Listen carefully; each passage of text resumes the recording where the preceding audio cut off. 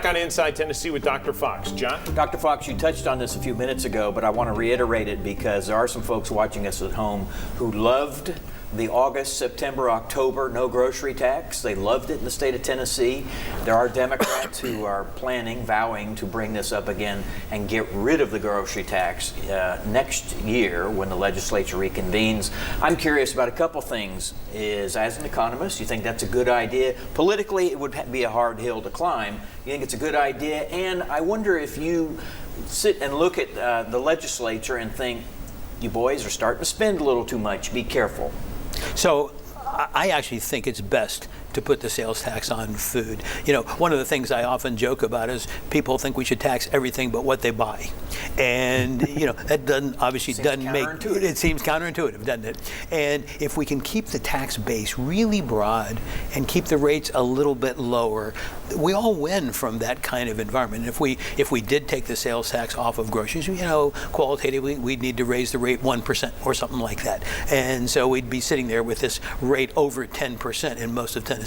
That doesn't seem like, to me, a good idea. So again, I would prefer to keep it on. Now, it's been an unusual window, right? With COVID and all the money to state governments, and they're still trying to spend some of that money. We were playing with somebody else's money there for a while. We were and still are, because a lot of it's construction, and you can't get people to do the construction. Mm-hmm. And so they're spreading it out over time. And so we need to separate out what we're doing with COVID money and what we're doing with the state's own resources. And, you know, Dr. Fox, you mentioned that we couldn't find people to do construction. Let's kind of look ahead, not just 2024, but over the next 5 to 10 years. What do you think needs to change from an education standpoint to get the workforce ready for what's coming that we're not currently doing? Yeah, so construction workers and people, let's say at the lower edge of the wage pool, in fact, have been getting the biggest raises.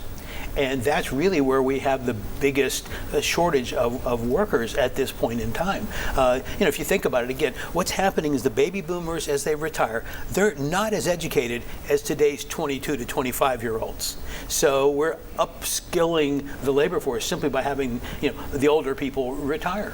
One of the things that I think doesn't get nearly enough attention is the role that the University of Tennessee is playing right now in the economy. So as we're growing students up to 40,000 or so, we're doing two things. First of all, we're producing a labor force, but secondly, we're producing education.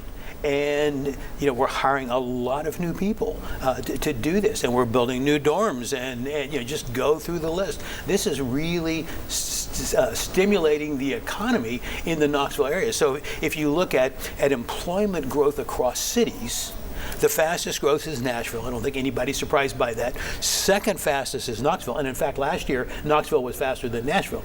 And we sure don't have all those tower cranes. We don't have all those. Well, of course, we have a few. I mean, you look at all the buildings being built, that's right. The ballpark, but also just along the university. A lot of it's linked to the university. And it's also, again, creating a labor force that we really need. And so by the way, having a lot of these students come from outside of Tennessee is, in my view, a real plus for us. Again, we want workers. Well, what's one way to get them? Okay, we can wait till they get educated and beg them to come, or we can get them here. But we have to keep them. Yeah. Well, we do. One reason they say they're not going to stay is the price of housing in our market has gone through the roof. What do you say about that impact on the local economy and the state? Well, it's happening everywhere. It's not unique to us. Right. And so it's not like they can go somewhere else and find cheaper housing prices. So, okay, they could go to West Virginia or someplace. But you know, in Nashville, it will be even higher. And so, you know, that's just the reality of the world that we're in today.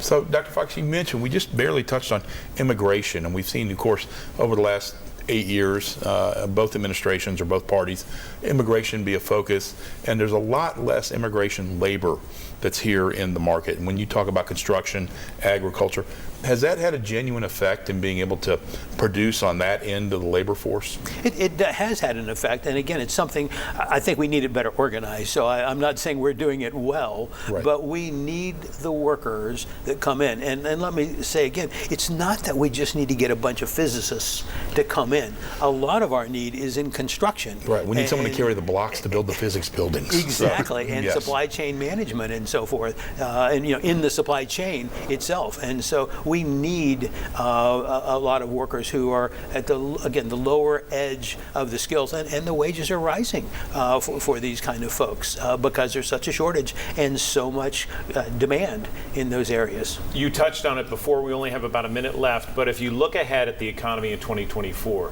what's your advice moving in and how we should think about it in the next year? So it's going to grow more slowly.